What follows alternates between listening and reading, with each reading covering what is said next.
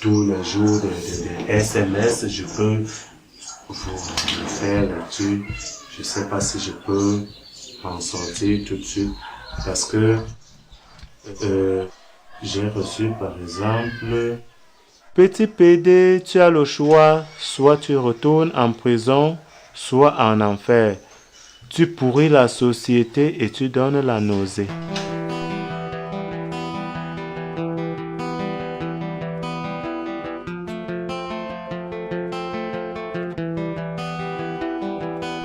C'est dur d'être homosexuel au Cameroun. Ils ne parviennent pas à comprendre que c'est un fait naturel. Ils ne parviennent pas à comprendre qu'on peut naître naturellement homosexuel.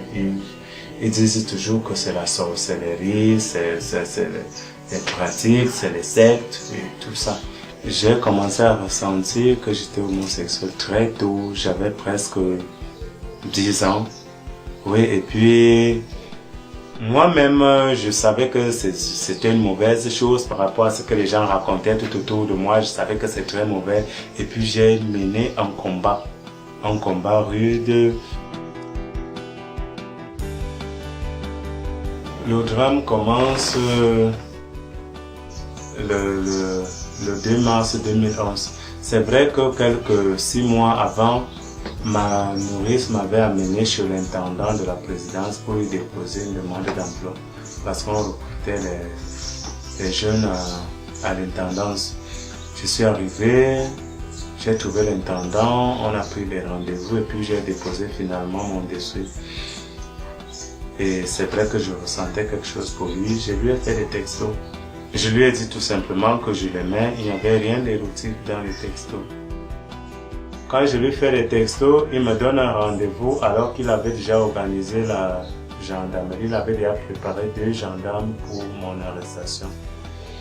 Oui, et ils m'ont maltraité. Ils m'ont maltraité puisque j'ai refusé de répondre à leurs questions. Donc, ils m'ont vraiment maltraité, ils m'ont tabassé, ils m'ont privé du téléphone, ils m'ont laissé nu dans une cellule sale, tout ça.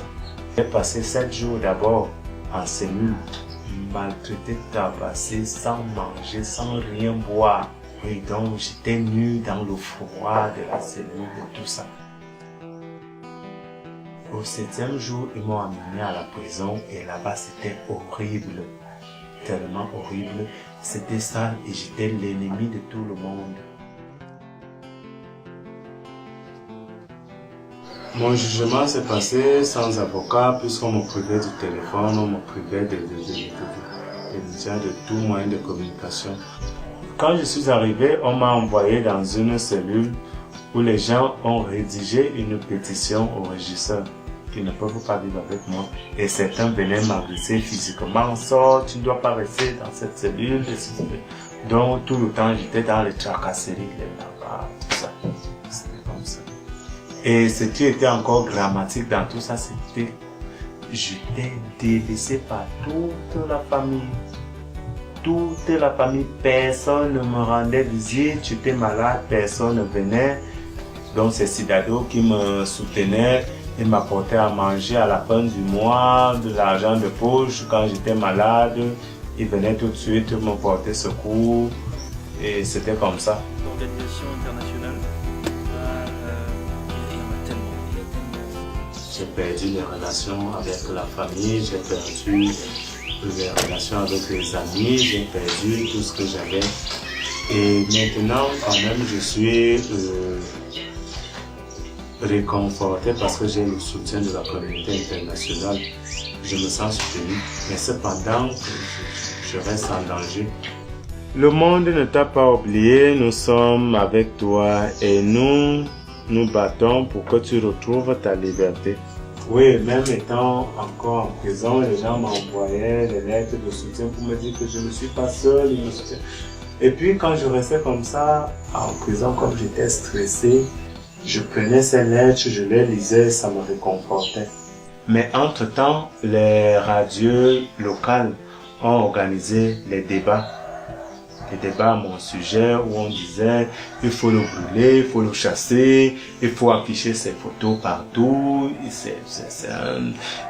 il est dangereux, donc tout le monde proposait qu'on affiche mes photos partout pour qu'on me refuse partout, dans le bus, dans les taxis, dans les universités, même à l'église, je crois.